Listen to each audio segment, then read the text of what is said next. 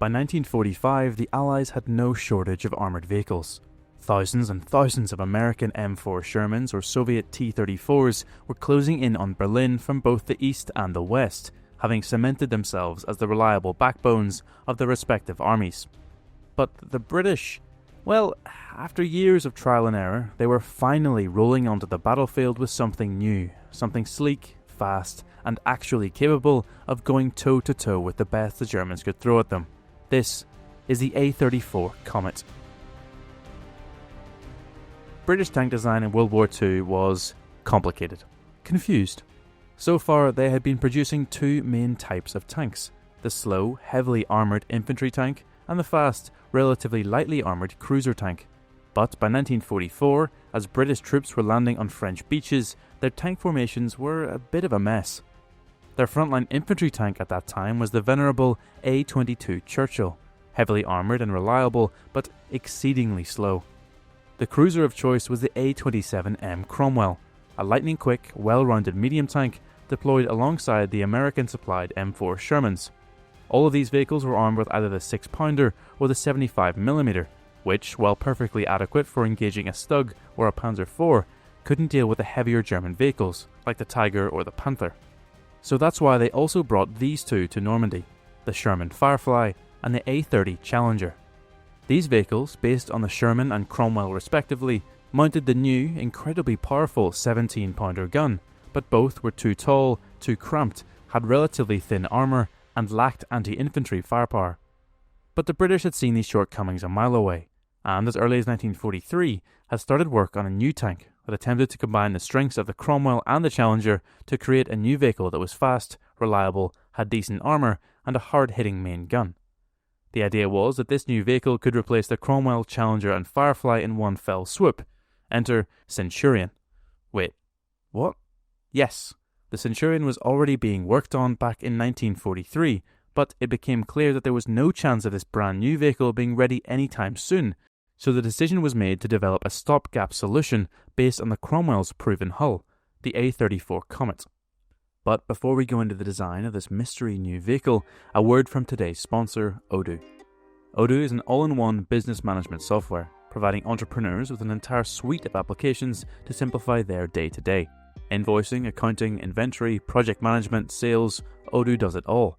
But today, I want to show you Odoo's invoicing app and how you can use it to create professional, consistent invoices with ease. I do use this for real invoices, but in the interest of not completely doxing myself, I'll do a fictional one as if I was going to invoice Google for my excellent YouTube video. First, I add my customer. I'm asking Google UK for the money, and Odoo can automatically put in their address. Then I add in the services I have rendered and quantities, so doing my research, writing and recording my script, doing my editing, creating the thumbnail, etc., as well as adding my price and setting the billing terms. I don't actually want to send this to Google HQ, so I'll hit the preview button, and look at that. I've already added my logo and chosen the template I want, and now we have a lovely invoice with literally one click. It's genuinely that easy. If I click the send button, it would go directly to their email, and if they fancied paying me this ridiculous fee, it would take them to a payment portal where they could use their preferred method to put money directly into my account. And Odoo would be able to track and display the status of all my invoices for me at any time. But the best part, it's free. When you sign up for Odoo, your first app is free for life, including unlimited hosting and support. If your business grows, then so does Odoo, allowing you to add additional apps as you go. Remember, your first app is completely free forever. But for now, let's see what those British engineers were up to. The idea was simple. Keep the Cromwell's proven features, the excellent Meteor engine, Christie suspension, and relatively low silhouette, but build a new turret around a bigger gun.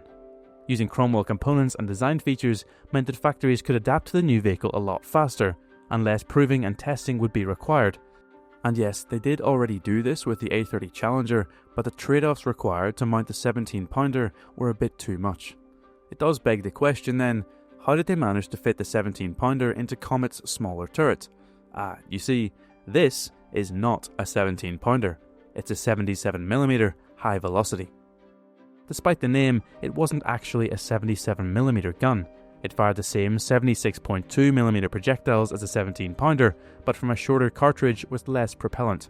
This meant that compared to the 17-pounder, the 77mm HV lost around 10% of its stopping power, But on the flip side, it was actually a more accurate gun, especially when firing HE or APDS.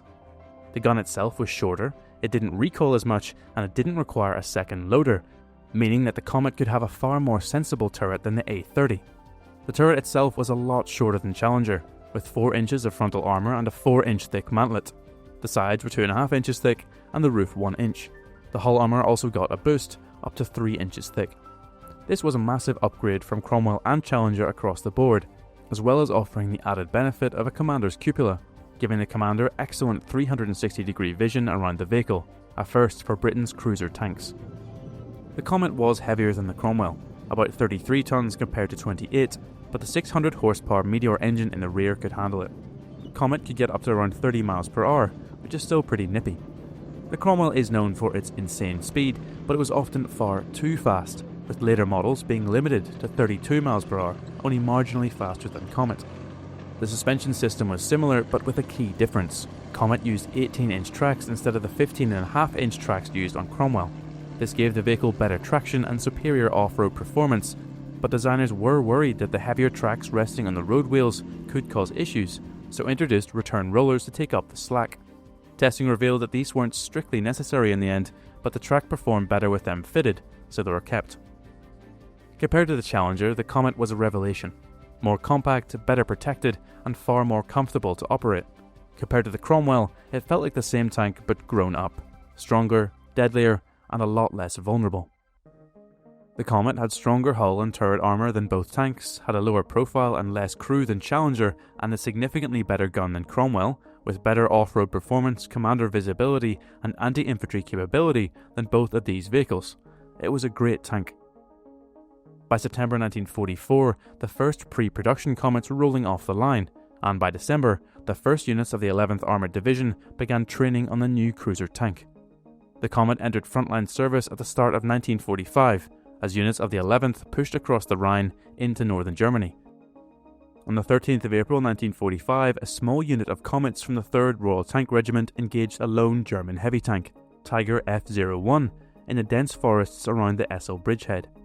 After stumbling across the Tiger, one Comet took 2 88mm shells at close range, destroying the vehicle. The remaining Comets regrouped, then successfully hunted and flanked the Tiger, firing a 77mm HV shot into its side and destroying the marauding big cat. And of course, it's true. Against the heaviest German vehicles, the Comet was at a real disadvantage, but it could hold its own against the workhorses of the German army, the Stugs, Panzer IVs, Panthers and Jagdpanzers. Unlike the Firefly, which relied on its monster 17-pounder but sacrificed crew comfort, armour and rate of fire, the Comet had some balance. It could fight tanks, support infantry, and exploit breakthroughs, all while staying mechanically reliable. That said, Comet came too late to have a huge impact on World War II. Only about 1,200 were ever produced, and a far smaller number ever saw combat, with 26 vehicles being destroyed between January and July 1945 as they pushed into Germany. But finally, the British had a capable, well-rounded frontline vehicle, and the introduction of the Comet as a stopgap allowed British designers to focus on their magnum opus, the Centurion, the tank that would change armoured vehicle design forever. Centurion entered service in December 1946, soon seeing combat in the Korean War. Some sources suggest that Comet also saw service in Korea, but this is almost certainly not the case. As the Centurion began to replace the Comet in British tank regiments, the Comet moved to a training role. However, it was soon exported to armies across the world, serving into the 1970s in Cuba, Finland, Ireland, Myanmar, Somalia and South Africa. Not bad for a tank that barely made it into World War II. Notably in Ireland, after an accident completely destroyed a turret on one of their Comets, bolted a 90mm recoilless rifle on top, creating the Headless Coachman. There were plans to further develop this concept, but unfortunately, fun things like that cost money and it wasn't deemed a priority, with the vehicle ending service as a range target at the Glen Gunnery Range.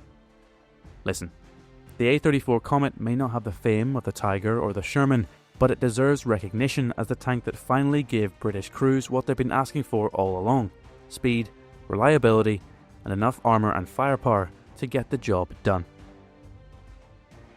So what do you think?